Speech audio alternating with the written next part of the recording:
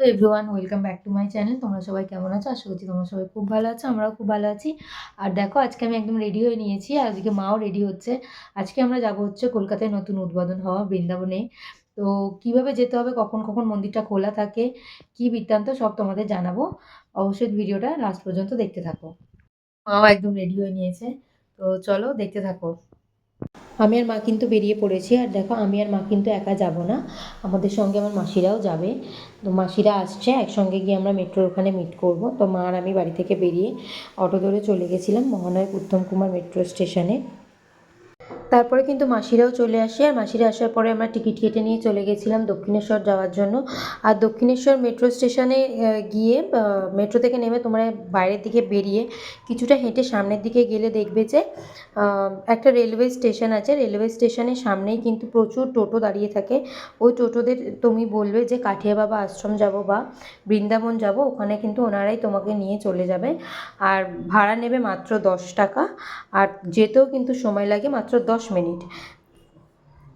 দেখবে একদম গঙ্গার পাড়েই একদম আশ্রমটা আছে। এই যে দেখো, তোমাদের দেখাচ্ছি।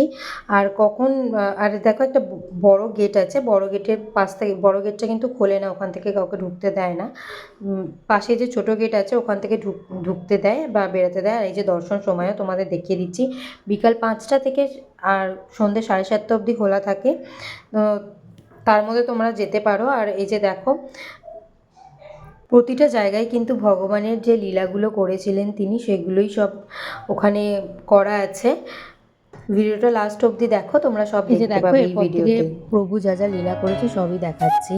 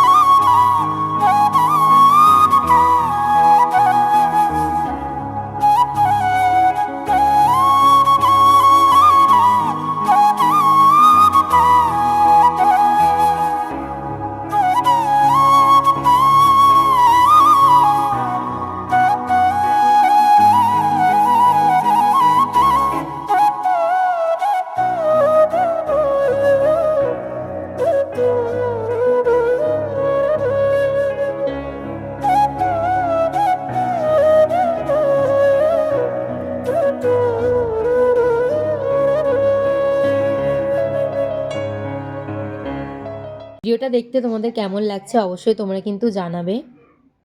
তো একদম গঙ্গার পাড়েই আছে। তোমরা আসলে কিন্তু সত্যিই খুব ভালো লাগবে দেখতে। তোমরা এসে ঘুরে যেতে পারো। তারপর পুরোটা ঘুরে কিন্তু আমরা চলে গেছিলাম মেন মন্দিরে। ওখানে আরতি হচ্ছিল। যেখানে রাধাকৃষ্ণের বিগ্রহটা আছে ওর মধ্যে কিন্তু ভিডিও করা একদমই নিষেধ, তাই জন্য আমরা ভিডিও করে তোমাদের দেখাতে পারলাম না। তারপরে আমরা বেরিয়ে এসে কিন্তু ওখানেই, ওর মধ্যেই রয়েছে একটা চায়ের দোকান, ওখান থেকে চা কফি চাইলে তোমরা খেতে পারো। তারপরে কিন্তু ওখান থেকে বেরিয়েই মানে আশ্রমের সামনে আবার টোটো দাঁড়িয়ে থাকে, তোমরা একইভাবে টোটো করে ফিরতে পারো। অবশ্যই কিন্তু কমেন্ট করে জানিও ভিডিওটা তোমাদের কেমন লেগেছে। আর যদি ভিডিওটা ভালো লেগে থাকে লাইক কমেন্ট শেয়ার করে দিও। আর অবশ্যই চ্যানেলটা সাবস্ক্রাইব করে দিও। টাটা।